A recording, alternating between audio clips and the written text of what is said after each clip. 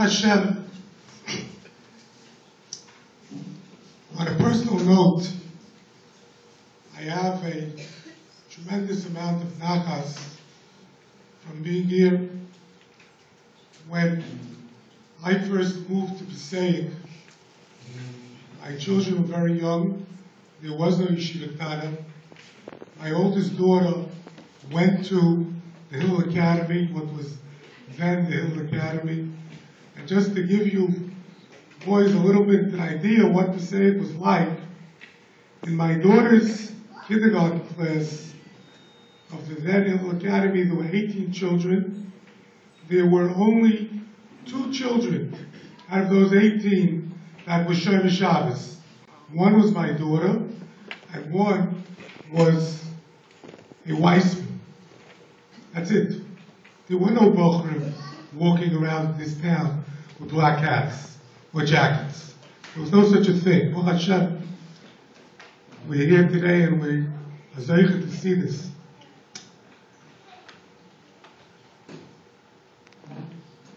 There's a famous story. Rabbi Naftali Amsterdam was a Talmud of Rabbi Sosalanta, and on Purim, he got very drunk. And he said to his Rabbi Israel, if I would have the Rebbe's midas, and if I would have the Yisayt Shoshen Avodah, his leif, his heart, his Yerushalayim, and if I would have the Shagezaye's cup on Rabbi's head, then I would really be something. It would be great. But I'm always just me. Now I'm nothing. So Rabbi Yisrael said to him, no. You have to do it with your midas, with your heart, and with your head. And the Chassidim say the same idea. Famous story that Zusha came to his Rebbe and he said, he's not like Rabbi Melech, and they said to him, when you get upstairs after 120 years, they're not going to ask you why you weren't Rabbi Melech, they're going to ask you why you weren't Zusha. And the Beis HaLevi in Parshas Vayigash brings a story that Eliyahu HaNavi was walking along the shore and he met the fisherman, and the fisherman made a little bit fun of him, sounds like. And Eliyahu HaNavi said to the fisherman, what are you going to do? What are you going to tell them when they ask you, what did you learn? And he said, Rabbi, don't worry. I have it all figured out. I'm going to tell them, I had a shvacha cup. I couldn't learn. I know he said that everybody has a story. Kol boy yoylo. Everybody has a story. But let me ask you something. The net that you're using to fish, who made it? He said, I made it. You know how to make such an intricate net? He says, yeah, I know how to make such an intricate net. The Rebbeinu Shalom, I guess, put him in the world, put me there, and I have to have panosa, and Mamela, I have to do something. I learned how to make nets, and now I catch fish. Would you not think, Eliyahu HaNavi said to him, that the Rebbeinu Shalom put you into this world, and he gave you a Torah, and he gave you all the faculties necessary to learn that Torah. But, Kol Bo Yoylom, everybody has this parents, some parents. And I'm here every morning. I hear a lot of terutzim. And really, Chazal say, everybody has terutzim. I also have terutzim. You get up in the morning, oh, if I had another hour's sleep, boy, would I be able to daven. If my father would have been a big Rosh Yeshiva, boy, would I be able to learn. If my father would have had a lot of money, I wouldn't have had to work here. I would have come here with a show of liberty. I wouldn't be tired. There's a million excuses. The air conditioning doesn't work. The Rabbi isn't good. I had too much homework. My sneakers are too tight. It doesn't stop. I see a boy in the hall. What are you doing here? The Rabbi kicked me out. What did you do? I don't know. The Rabbi threw me out. I have no idea what I'm doing. It's really, a little boy once said to me, it's really amazing. He says, I don't know what I'm doing here. He has no idea why he's there. Okay. That's the tshuva of Kol Boyoyo.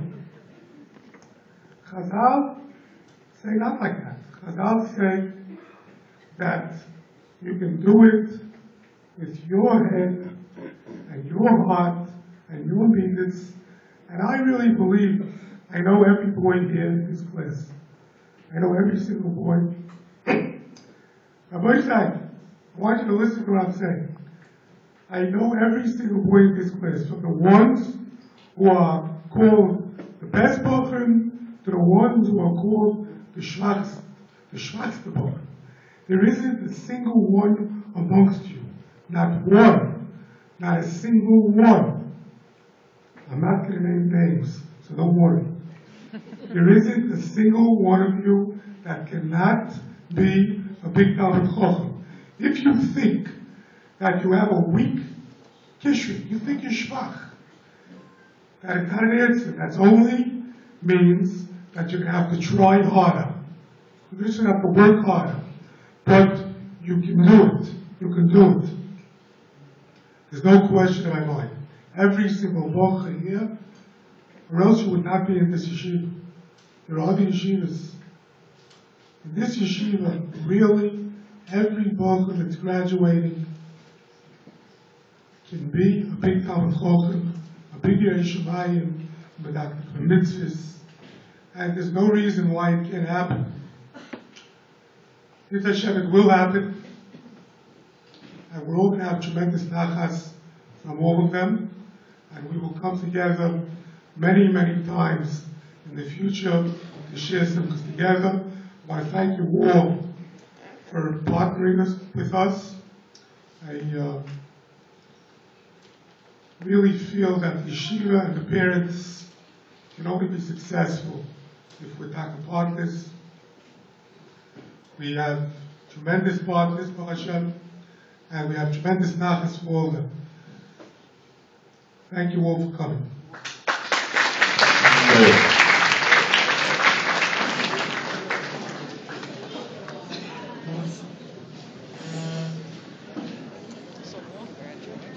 Before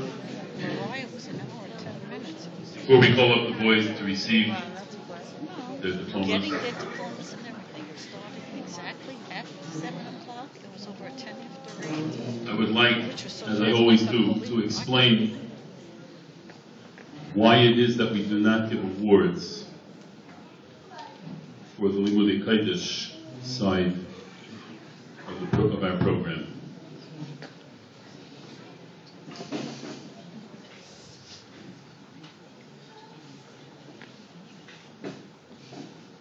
It's only right and appropriate, sensible, fair that boys who put in the hard work and made the most of their abilities and excelled should be recognized. And that's why we give awards for someone who is always involved and always doing his best in each of the subjects, for someone who produced piece of work that was really remarkable. It's fine, it's fair, and it's good. And by the sounds of the applause, I think all the Bachrim also recognize that it's fair and right and just. They bargain. They're okay with that the one who deserves it should get it. In Limudei Kodesh, It's our belief that we have a different task, a different mandate.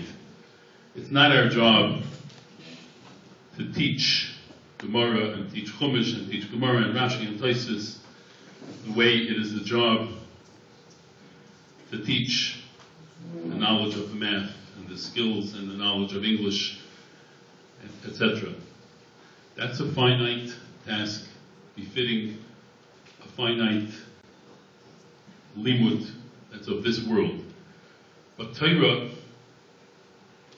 and the acquisition of Torah is not a finite task of this world.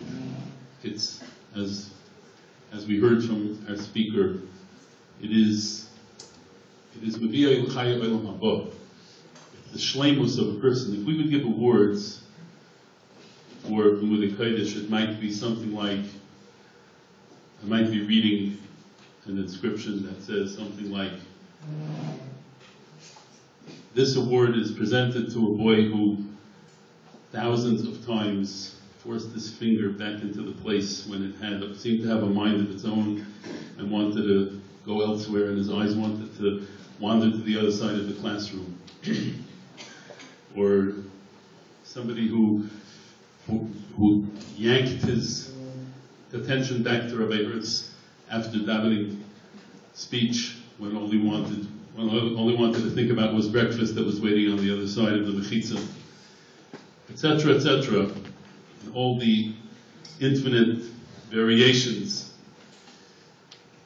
We feel that every single boy who has, Baruch Hashem, come through all of his years here and is ready to go to a Masifta is ready to be an awardee, is a deserving awardee. And indeed, we give a gift to each boy that comes along with his diploma that says, Yeshiva Makar Baruch, to our precious by name, on the occasion of his completion of 8th grade and the years of his learning in our yeshiva and our bracha Yehi Ratzon.